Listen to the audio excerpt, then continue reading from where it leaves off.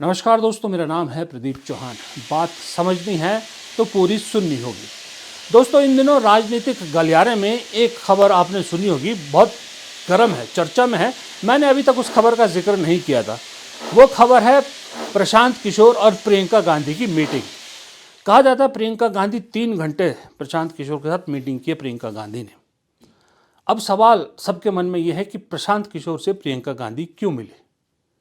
ये तो मुझे भी नहीं मालूम एग्जैक्टली कि वो क्यों मिली, लेकिन जो सोर्स बता रहे हैं, मेरे जो सोर्स बता रहे हैं कांग्रेस के अंदर, वो ये बता रहे हैं कि दरअसल प्रशांत किशोर को बिहार चुनाव के बाद एक बात बहुत अच्छी तरह से समझ आ गई है।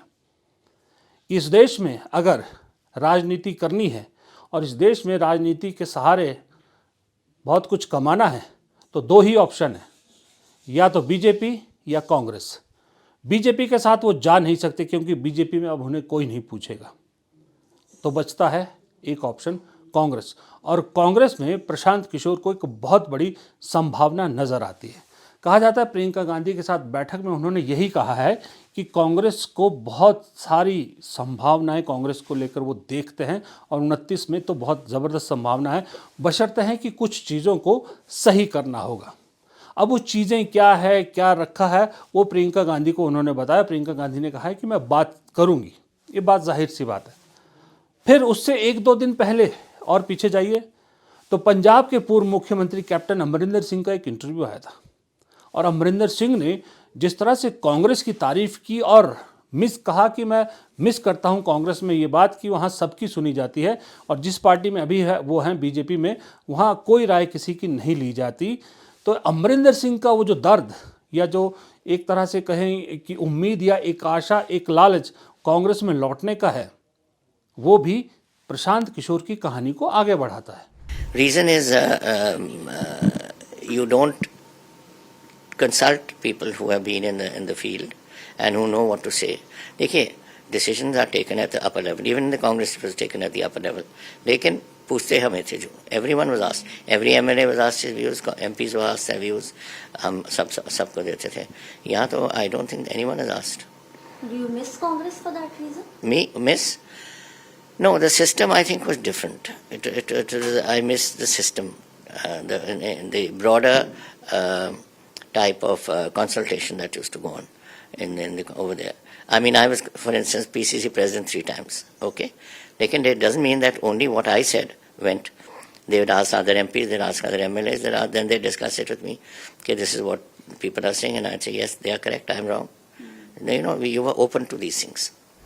अब प्रशांत किशोर जो राहुल गांधी के बारे में बहुत कुछ कहते थे, 2024 के लोकसभा चुनाव में मोदी जी के लिए खूब बैटिंग कर रहे थे, खूब इंटरव्यूज़ दिए थे, अचानक से कांग्रेस की तरफ नरम रुख अपनाते, कांग्रेस की तरफ उम्मीद से हाथ बढ़ा रहे हैं।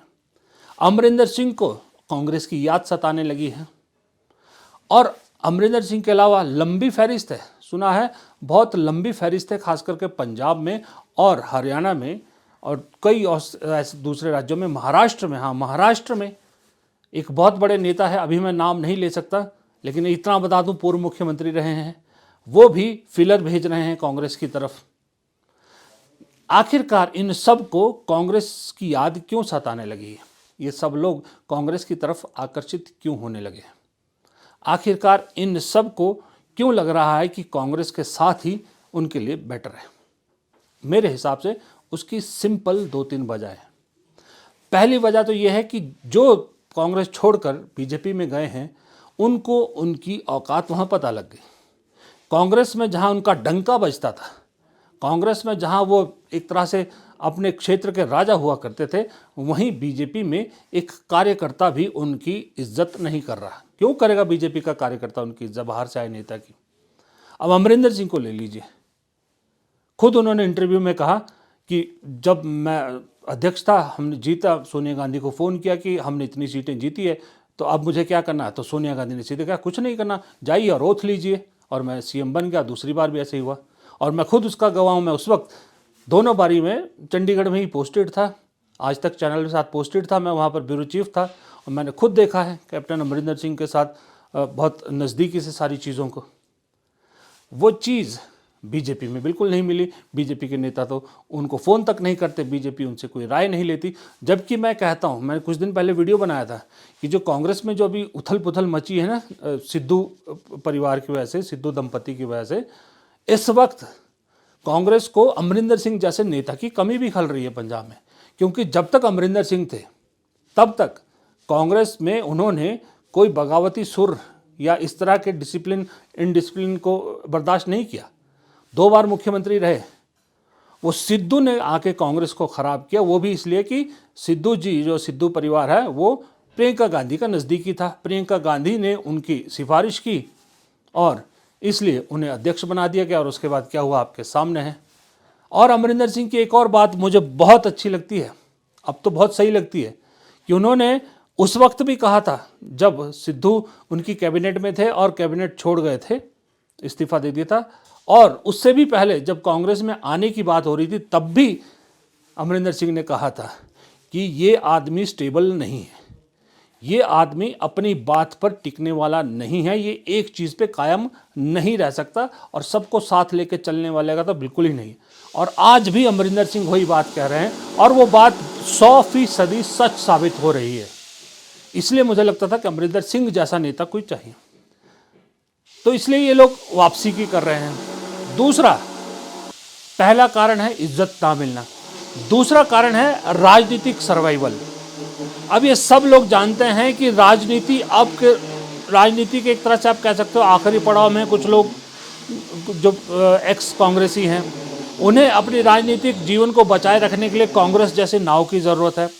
और दूसरी बात, प्रशांत किशोर जैसे नेता को ये लग रहा है कि जिस कांग्रेस नाम के जहाज़ को डूबा हुआ मान के सब लोग छोड़ रहे थे, वो खुद भी कांग्रेस को डूबा हुआ जहाज़ मान रहे थे, आज की डेट में दरअसल वो जहाज़ जिस रफ्तार से चल रहा है वो बहुत जल्द बीजेपी नाम के टाइटैनिक को पीछे छोड़ सकता है, उससे बड़ा हो सकता है। और प्रशांत किशोर जैसा अपॉर्चुनिस्ट तो ऐसे ही मौके की तलाश में रहता है। प्रशांत किशोर को मैं नेता नहीं मानता, प्रशांत किशोर को बहुत बड़ा स्ट्रेटेजिस्ट भी मैं अब नहीं मानता, लेकिन इतना मानता हूं कि अपॉर्चुनिस्ट बहुत बड़े हैं प्रशांत किशोर। प्रशांत किशोर कभी वो मौका नहीं छोड़ेंगे जिसमें वो आगे बढ़ सकें या जो उनके लिए फ़ायदेमंद साबित हो। उन्हें अगर प्रियंका गांधी से मिलना था, प्रियंका गांधी से मिलकर वो कांग्रेस के लिए कुछ कह रहे हैं, तो इसका मतलब उन्हें कांग्रेस में कुछ ना कुछ दिखाई ज़रूर दे रहा है। ये तो हमें भी मानना पड़ेगा कि प्रशांत किशोर का जो ट्रैक रिकॉर्ड है, उस ट्रैक रिकॉर्ड ने ये तो साबित किया कि प्रशांत किशोर राजनीतिक रूप से कम हवा तो पहचान जाते हैं कि हवा का रुख किस तरफ है और हवा क्या कह रही है। अब प्रशांत किशोर को हवा का रुख कहीं ये दिख रहा है कि भाई इस वक्त कांग्रेस की तरफ हवा का रुख है और कांग्रेस एक हवा को तूफान के रूप में बदलने के कोशिश में है, कगार पे है और रास्ते पर है, और इस तूफान में कहीं बीजेपी नाम का जो जहाज़ है उसको डुबोने की कगार पर है। ये सारी चीज़ें प्रशांत किशोर को कांग्रेस के नज़दीक ला रही हैं। अब सवाल यह है कि कांग्रेस के अंदर विद इन कांग्रेस जो अलग अलग गुट हैं, जो एक एंटी प्रशांत गुट है या जो बीजेपी की जो कांग्रेस की बिहार यूनिट है, वो क्या कहती है जब ये आइडिया उनके सामने रखा जाता है जो भी प्रशांत किशोर कहते हैं। और दूसरी बात, प्रशांत किशोर जो पिछली बार कांग्रेस में आते आते रह गए थे, उस वक्त जो बड़ी बड़ी शर्तें उन्होंने रखी थी, क्या उसी तरह की शर्तें इस बार भी है? तीसरा, क्या प्रशांत किशोर कांग्रेस के साथ मिलकर चलना चाहते हैं या कांग्रेस में विलय करेंगे अपनी पार्टी को, या फिर कांग्रेस के लिए स्ट्रेटेजिस्ट के रूप में काम करेंगे? ये सारी चीज़ें जब क्लियर होगी तब पता लगेगा कि दरअसल आगे कांग्रेस क्या करने वाली है। और रही बात अमरिंदर सिंह या वो महाराष्ट्र के नेता या पंजाब के और नेता, इनकी बात है तो इनकी बात एक चीज़ मान लीजिए, राहुल गांधी ने कांग्रेस को जो रूप दिया है, अब राहुल गांधी कांग्रेस का जो नया कायाकल्प कर रहे हैं, वहाँ पर मेरे हिसाब से इन नेताओं के लिए अब जगह बची नहीं है।